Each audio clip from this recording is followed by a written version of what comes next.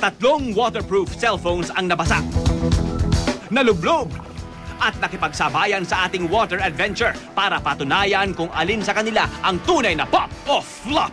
Ang Sony Xperia Acro S, Motorola D5 o ang Samsung B2100. Ang final verdict. Kailangan natin husgahan sila base sa tatlong criteria: features, design, and price.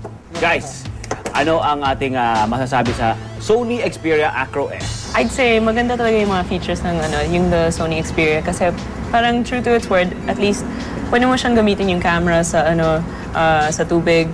So I definitely say pop. Worth it, worth it. Waterproof, yung resolution niya, yung colors niya, functions niya in camera. So, pop. Andun talaga siya sa pinaka-top tier ng mga smartphones. For me, pop na pop talaga siya sa features. Design, I really like how it looked. It's sleek. Yung screen niya, it was wide enough, so it's pop. Nagustuhan ko siya. Very user-friendly. Ang presyo ng Sony Xperia Acro S ay 26,990 pesos. Mura na siya. Pop! Ang kanilang hatol sa Sony Xperia Acro S. Ang waterproof cellphone na Motorola D5. Anong say nyo, guys? Napapansin ko na minsan na naging distorted yung mga images. And for me, this is coming from like how I'd want to take immediately like some pictures. Like if I was at the wave pool and somebody was surfing, I'd want immediately I get my shot. Yung sa design, okay naman like yung size niya, it's very handy. Parang napansin ko may konting delay lang. Naliitan lang ako konti. Tingin ko itong phone na to mas pang girl. Actually, medyo na-disappoint ako sa design eh. Pero I'll give it na rin to Motorola. I think it's a pop na rin for me. Pop na rin siya for the design. Ang presyo ng ating Motorola D5 ay 12,350 pesos. For its price naman na 12,000, I'd say okay naman. It's still a reasonable price na phone. So, up. Kailangan mo lang man telepono, pang text tsaka tawag. May dagdag pang feature na waterproof. Okay na yan.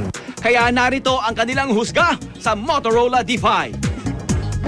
Dumako naman tayo dito sa Samsung B2100. It goes back to basics. So, again, it's just as simple as you holding it in just one hand. Design-wise, I'd say it was a pop. First look, masasabi mo talagang shockproof, waterproof, dahil sa design niya. Its color made it look more, macho, tough. Kaya sa design, I'd give it a pop talaga. Even if I have the latest phone, I would want to get one of these. Kasi nga, you won't have any worries about breaking your phone, with it falling down the toilet bowl or sink. Yun nga lang, napasukan siya ng tubig. So we're like, what happened? Hindi nga natin siya masyado nalubog sa tubig eh, pero still, nag-moist siya and actually may pumasok talagang tubig sa loob eh. Pero kahit napasukan siya ng tubig, kahit nag-moist, it was still working clearly. Para sa akin, di pa rin na-defeat yung purpose na waterproof siya. 3,500 pesos ang Samsung B2100. It's very doable. So, it's, of course. And there are phones na medyo 999 na lang today na having those features. At 3,500, that might be too much for such a phone. Tapos pinasok pa nga ng tubig. Ito naman ang nakuhang boto ng Samsung B2100. Overall, umaapaw sa 9 pop points ang Sony Xperia Acro S. Wow! Perfect yun! Samantalang ang Motorola D5 nakatangay ng 7 pop points. At ang Samsung B2100 palaban pa rin with 6 pop points.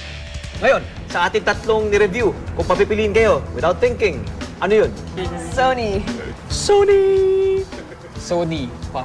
Alright, very good. Good job, guys. Right. Very good. Thank you for having us. Salamat sa ating mga Pop Talk peeps sa patuloy na nagpo-post ng kanilang comments at papuri sa ating Pop Talk Facebook fan page. And please follow me on Twitter at Kuya Tony Pet.